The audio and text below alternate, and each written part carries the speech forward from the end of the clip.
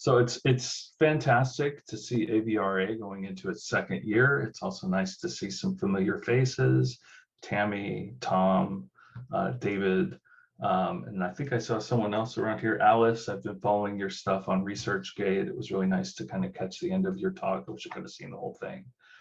Today, I'm going to talk a little bit about a project that we've been working on.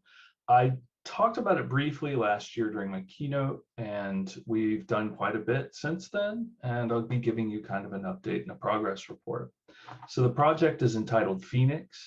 It's Participatory, Human-Centered, Equitable, Neurodiverse, Inclusive XR. And it's entitled PHoENIX because of some of the frustrations that I have encountered with the VR and autism research. And hopefully this is kind of a step in the next, hopefully right direction with this research. So let's go ahead and get started. Today I'm going to talk a little bit about autism in VR. Many of you are already familiar with that, so that will be very brief. We'll talk a little bit about our project, and then we'll move into what is next. So a little bit of background. As many of you know, autism is a manifestation of neurodiversity, and that many autistic people benefit from supports such as training and therapy. And one of those supports that has gained a great deal of traction is virtual reality. Now, there are a number of issues with the research around virtual reality, and if you want to know more, I'd encourage you to take a look at the talk I gave last year. But one of the major issues that troubles me is that most of the work that's been done, in fact, the overwhelming majority of work that's been done, is designed and implemented by non-autistic people, and autistic people tend to only be included as evaluators or research subjects.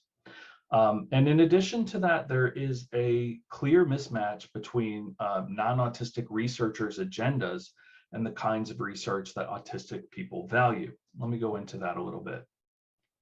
So here we have an overview from a systematic review performed by Mesa Graça in 2018. And in that review, she kind of listed out all of the areas of research that has been done in this area. And as you can see, fully, I want to say 66% of the research has centered around social skills and emotional skills. So this is where the majority of VR research has happened. And as you can see, 13% related to daily living, 11 with communication, and then the remainder, kind of a handful of other studies.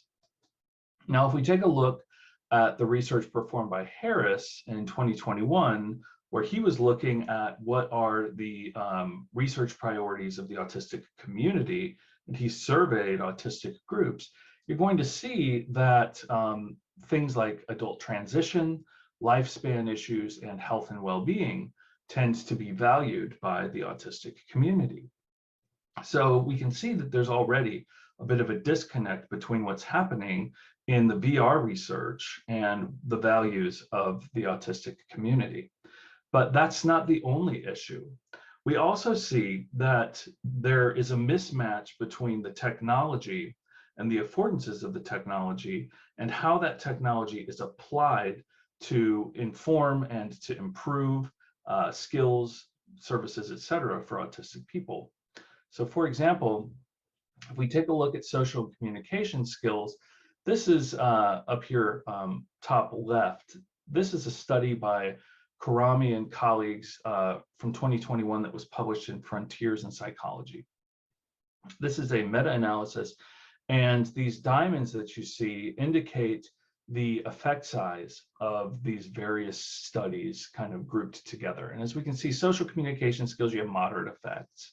Emotion regulation, you have moderate effects. Daily living skills, however, you have high effects, clearly high effects. And then CS is kind of problem solving and executive functioning and things of that nature. And again, we have a moderate effect. Now on the left-hand side, these are uncontrolled trials that were performed. On the right-hand side, however, we have controlled trials, randomized controlled trials. And again, we see that with social communication skills, we see a moderate effect size with a fairly large standard deviation. So unclear exactly what the true effect there is. Again, with emotion regulation, we have a moderate effect size. And again, with daily living skills, we have a very clear high effect size. And there were not enough studies with things like executive functioning and whatnot to make a clear outcome there. So what we see is that where communication skills and social skills have gained a great deal of attention in the research, there's a mismatch not only between the autistic community's preferences and values, but also between the effectiveness of the studies that are performed. So we see with daily living skills, there's a clear effect here, whereas with these other skills, not so much. So let's talk about what has led us to this point. There's been a ton of research that is centered around establishing the promise of the technology, and we've been talking about the promise of this technology for almost 3 decades now. We refer to a disparate range of technologies as virtual reality, including virtual worlds, educational games, and so on. We need to be better about how we define this. We also tend to generalize from small ranges of research participants to the entire autism spectrum, which is a huge methodological flaw. And finally, oftentimes researchers will apply technology without thinking about affordances of technology and expect technology to solve problems. And then it seems as if we're surprised that the technology has not performed to the extent that we had hoped. So what should we be doing? Well, one thing that I continually ask, and we see in the research that there's consistent call to perform bigger studies with larger numbers of participants and to randomize and so on. And a question that I have is RCT methodology the only way to improve research in this area? Another critical issue is the assumption that transfer happens from the virtual world to the real world, which is something that I've only seen substantiated in, I want to say, 2 research studies. Another question is which VR tools are the most appropriate for which tasks, which participants, which contexts, where participants might be on the spectrum, and so on. And then, of course, theoretical guidance is nearly absent in our field. So what theories actually guide implementation? What theories guide design? What theories guide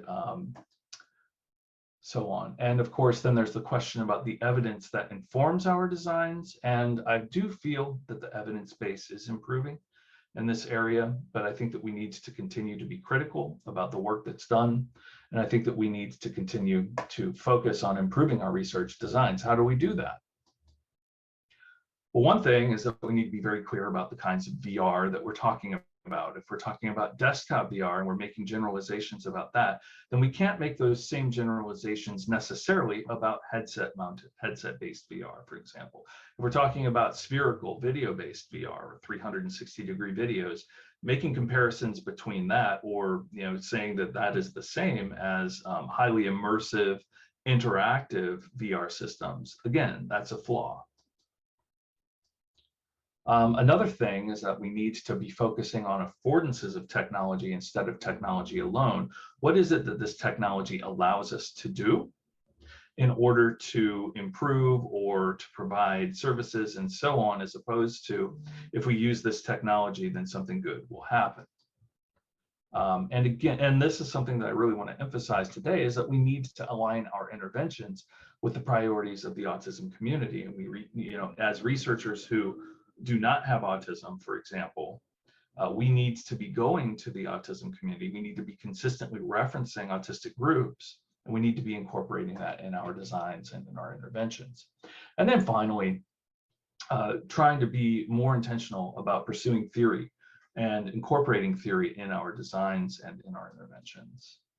And of course, okay, I said finally, I forgot there was another bullet here, and that is we need to seek to validate our assumptions. We can't simply assume that generalization will happen. We can't simply assume that because VR has promised that it will work. Instead, we have to work very hard to optimize our designs so as to promote the kinds of outcomes that we want. It's not simply implement and then you will get the outcomes you need, but it is a constant iterative process of refinement. I did it again. Finally, addressing the research to practice gap. And there are many research to practice gaps in this area, but one of the things that is problematic is that it's very infrequent that we are trying to take what we are doing in our labs and move that into a practice area. So for example, moving it into schools or moving it into adult day centers or things of this nature. All right, so that then takes us to Project PHoENIX and our positionality with Project PHoENIX.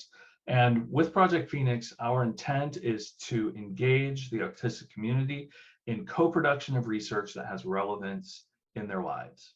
We want to explore alternative research approaches that's going to focus on strengths, preferences, and lived experiences of autistic people instead of perhaps ameliorating so-called deficits. In addition to that, we adopt preferred terminology of autistic communities. That's old hat, I would say, in the UK. However, in the United States, it's still very difficult to publish if we're using terms like autistic people. We get a lot of pushback, and we're often told to use the terms that are provided in the DSM-5. And so that's something that we're still working on, but we've adopted that in our own project. So where are we trying to go? One thing that we're trying to do is we're trying to address the lack of relevance in virtual reality research and really to focus on autistic learners' needs. We want to be more co-constructive and inclusive. And one of the things that is kind of theorized to be at the core of why we're not seeing the kind of uptake and the kind of findings that we're hoping for is that we're simply not including people with autism in our research. And that is considered to be the core connection in addressing some of the complexities of the research in this area. So what is Project PHoENIX? What we're attempting to do is to create advanced virtual reality tools while at the same time enabling inclusive research and development in collaboration with autistic research participants. And if I can kind of sum up what Project PHoENIX is in a nutshell, it is a virtual environment that is designed with autistic users in order to perform research in the virtual environment with autistic users. So essentially, we are creating a VR space, a collaborative VR space with autistic users so that we can perform research within that space with those autistic users. We think that's kind of clever. So I'll talk a little bit about traditional design approaches and co-design and participatory design approaches, but I think that many of you are already familiar with this. With traditional approaches, you're looking at neurotypical researchers creating interventions for autistic users in a co or a participatory design frame. We're designing that with autistic users. Traditional design tends to focus on ameliorating deficits, and what we're trying to do is to identify needs, values, and preferences and to design for those, a strengths-based approach. And with traditional approaches, you may not see autistic users included except as perhaps research participants. And in our participatory design approach, we're engaging with autistic individuals, caregivers, and so on. So what we've done so far, we have a 4-phase process until we're able to actually kind of publish on our findings.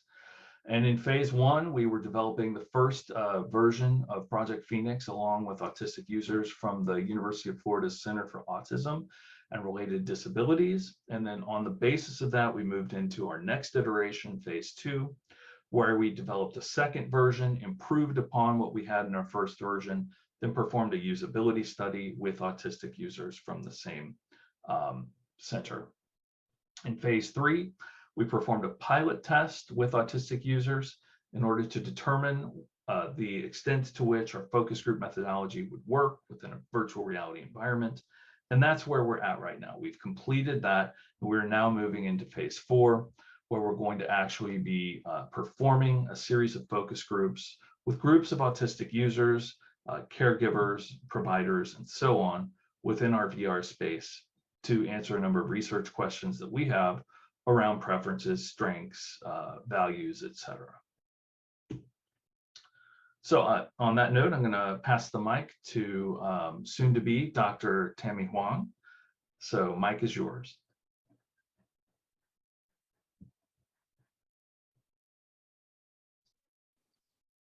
Hello. Hi. Yeah, thank you, Dr. Schmidt. As he mentioned, this project is a multi-phase project. So in this session, I will focus on our phase one. Dr. Next, please. So in this, in this phase, we completed in spring 2021, and there were 4 participants from UF CARD. And here's a link to our project, this project website, which we can share with you if you're interested in it later on. So next, please. So in this phase one, there were 3 major steps that we included autistic users in our iterative design process. First, we started with performing empathy interviews with the 4 participants. And based on the interview results, we developed a empathy mapping and also created personas. And alongside, we created our first rapid prototype of VR environment. Within this environment, we built in the personas, presented the personas in both poster format and the video format. And in the second major step that we included autistic users, we invited them into this space, either one-on-one or one-on-two, to provide their feedback on the personas that created, as well as the design of the VR environment. And based on the results and feedback, we revised both personas and the prototype. And in the third major step in this process, in phase one, we presented our results to the 4 participants again and collected their feedback. Next, please. And so the outcome of the phase one is that, first of all, we created 4 personas. And on the right, you can see an example of it. And I won't go into detail on why or how that we created personas, but if you're interested, we can talk about that in the Q&A session. Next, please. So the second outcome is that we gain a deeper understanding of the autistic users' preferences for the design, their needs, and their values. For example, some autistic users told us that they prefer to have more 3D objects in the VR space that are more representative. So that's just an example. Next, please. And the third outcome is that we created the prototype VR environment that we developed together with them. After the 2 iterations, you can see the outcome is that we created a gallery space, which is on the bottom left corner. In this space, you can see the personas that presented in poster and the video format. And on the top right, there was an island space. And down the bottom right, it's an open lobby area. All of these design ideas were instantiated in our phase 2 iterative design, which you will see in our next presentations. Next, please. So next, I will pass the mic to Ming to talk about our phase 2 and phase 3. Thank you. Thank you, Tammy. So where are we currently at? So now we have completed and developed a second version of the PHoENIX environment, and we did a usability study with autistic users from the UF CARD organization. And also we completed a pilot testing session with our third version of the PHoENIX environment with the same population. So that is currently where we are at. So the study goal for these 2 phases is to investigate the usability and the overall user experience of our environment for supporting participatory design and collaborative research with autistic people. So as you can see in this graph, we drafted our VR design, did the usability study with autistic users, revised the design, and we repeated through an iterative process. And the goal was to design that are sensitive to the needs and preferences and values of our autistic users, and to make sure that it's easy to use and that the designs are really respectful and incorporating the voices of our artistic users. So the first step that we took was to see what kind of VR softwares are out there. And so our team did a product review sessions multiple times going through a lot of review sessions and coming up with our own rating criteria. As you can see in the figure, we try to see like what numbers of users the VR software are supporting, and like whether the ease of uses are good and how much they are cost. And so we reviewed a total of 32 VR off-the-shelf software packages, and majority of them were 20 of them were social VR softwares. And the next step is, after, based on the findings that we found in the VR software product review process, we designed our VR space. And these are some screenshots according to our brainstorming sessions through using the software program called Miro Board. And so this is how it looks like. And so during the summer, that is what we did. And the next phase, during the fall, we did multiple design sprints and multiple internal testings amongst our lab team members, and also UF graduate students and faculty members. And here are a couple of screenshots of our multiple sessions, internal testings. Next, I would like to show you a couple of videos of our training space, but for the sake of time, maybe we can show only one video, Dr. S.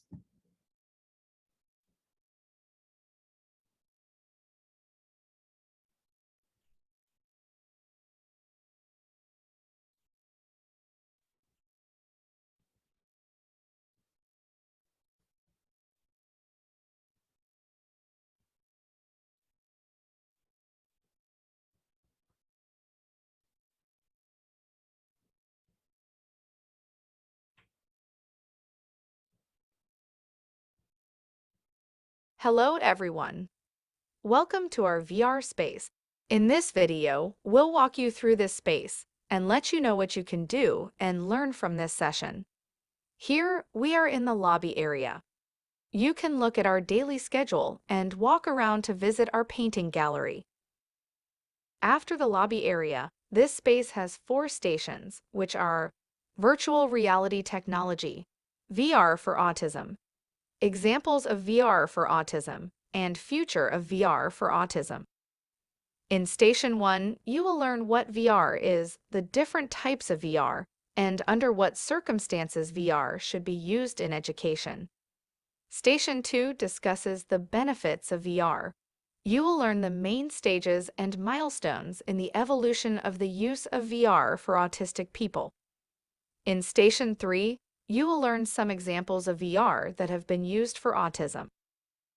Station 4 covers our predictions on the future of VR for autistic people.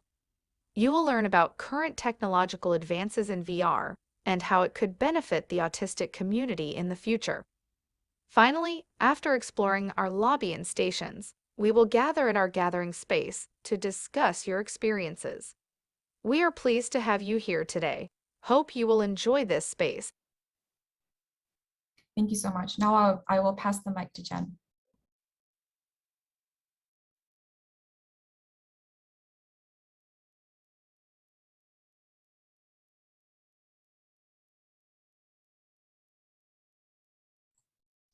Thank you. I was going to type in the chat. Can someone please unmute me? So thank you, friends and colleagues, for the nice introduction on Project PHoENIX. And next, I will briefly talk about Phase 2 and Phase 3, including our results. So in Phase 2, we conducted a usability study where 5 participants individually completed 3 sessions on 2 different days. So those 3 sessions include a training session, which is a space to learn about how to use the VR environment, and a gallery space, which talks about the VR for autistic people, and another gallery space that showcases various social VR software evaluated by our product team. Next slide, please. About the procedures. For the usability study, we employed a task-based think aloud process where participants shared their thoughts and feelings about the experience out loud all the time. After all sessions were completed, we administered 2 surveys to the participants. The first one is the Computer System Usability Questionnaire version 3, developed by researchers and practitioners in the UX and usability field. And then the second survey is an internally developed social validity survey. Although it is internally developed, we still refer to the intervention rating profile -15 and the behavior intervention rating scale. Next slide, please. Here is the demographic information for the participants enrolled in the usability study. And next slide, please. This slide showcases the data collection format and one of the data analysis method, which is a video analysis. Next slide, please. So during the phase 2 usability study, a total of 58 usability problems were uncovered, which 52 of them were resolved. The remaining 6 problems were either cosmetic issues that were highly related to participants' personal preferences or very minor usability problems. Next slide, please. Here is a snip of the CSAC questionnaire we used. This showcases the first 9 questions. And there is one thing I would like to point out to you is the scale design. It ranges from strongly agree to strongly disagree. That means in an ideal situation, the scores should indicate a downward trend. All right, next slide, please. And here we go, talking about the results from the usability study and the CSAC questionnaire. So the questionnaire measures overall 4 factors of the evaluated system: the overall performance, usefulness, information quality, and interface quality. As I mentioned earlier, ideal scores indicate a downward trend due to the original design of the scale. So compared to the benchmarks developed by the same group of folks who developed the CSAC, Project PHoENIX performed above the average on every single factor. Here is a complete view of the social validity survey that was developed by us. For this survey, we use the traditional scale, which ranges from strongly disagree to strongly agree. That means in an ideal situation, scores should indicate an upward trend. And here's a quick look of the social validity score from the usability study. The average from all 5 participants was 5.88 with a standard deviation of 1.24. In phase 3, we conducted a pilot study and it was completed in April 2022. 5 participants were recruited, but 1 was unable to attend due to transportation issue. So eventually only 4 participants sat together in one session. All participants were able to complete all the tasks. Our facilitator adhered to the focus group protocol with high fidelity, and we're still conducting the video analysis right now. And let's now take a look at the CSAC score from the pilot test. As mentioned earlier, the scores should indicate a downward trend in an ideal situation. As you can see, after 52 of the identified usability problems were resolved, Project PHoENIX performed even better than the previous version used in the usability study. Next slide, please. And here's a result of the social validity survey. And this time, participants' perception of Project PHoENIX were improved a lot by going from 5.88 to 6.94 with a standard deviation of 0.13. Next slide. And for your convenience, we prepared a comparison of phase 2 and phase 3 results. To better understand the performance of Project PHoENIX, all the CSAC scores from both phases were normalized on a 100-point scale in order to use the curved grading scale, which is commonly used for the system usability scale to obtain a concrete understanding of usability of the evaluated software. So according to this scale, the version of Project PHoENIX used in the initial usability study can be categorized as good because the average score, as you can see, is 81.78 with a standard deviation of 11.79. And after the improvements and an iterative development process, the version we use in the pilot test got an average of 92.53 with a standard deviation of 9.45, which categorized our Project PHoENIX to excellent usability. As you can see as well on the right column of in the table, our social validity score improved as well with the improvements done in Project PHoENIX. Next slide. Oh. All right, I will pass the mic back to Dr. Schmidt for our future phase. All right, thank you, Jen. Our next phase, in phase 4, we will be moving into a full-blown focus group research study that will be performed entirely online at a distance and in our collaborative virtual reality space that you've gotten to see a little bit of today.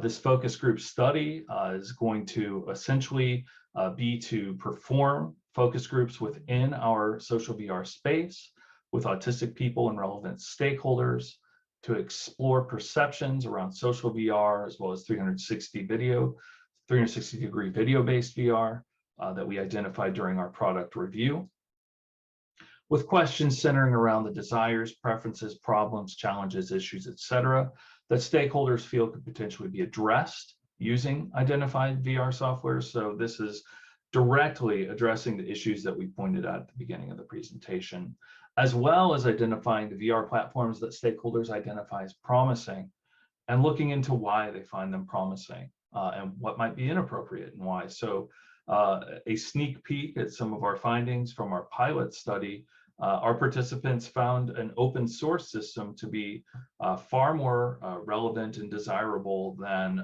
for example, Facebook Horizons, which they felt to be somewhat oppressive and problematic for a number of reasons. So there's some interesting findings that are already coming out. The way we anticipate these focus groups will unfold will be with an N of 5 in each session. Our participants will log in via Zoom, and then we'll get them into our virtual environment, and then we'll allow them to engage in the various activities while we record the screens. Some of those activities include collaborative rating of VR tools. This allows for multiple means of expression in that our participants don't necessarily need to rely on verbal or text communication in order to share their thoughts and feelings. A range of other focus group activities that allow participants to engage together, for example, incorporating autistic voices and honoring autistic voices. So what we have here is a wall of messages that are left by autistic users in our virtual environment and that actually become a part of the space. So the question that leads this is, as an autistic person, I think that VR, and as you can see, I think that VR can help me talk to people, help me be rich, okay? Be comfortable discussing. It doesn't help me, but I like it. So some interesting things there. We also have the opportunity to share feelings by way of using animated GIFs. For example, here, we're asking our participants to use a GIF to represent how they felt about their overall experience in the PHoENIX environment. And so they're able to add those GIFs to the wall, and those are permanent, and they, again, become a part of the space, again, honoring autistic voice throughout. And that's where we are based on what we learned from our focus group. We will continue to make revisions between each focus group that we run to improve the overall user experience.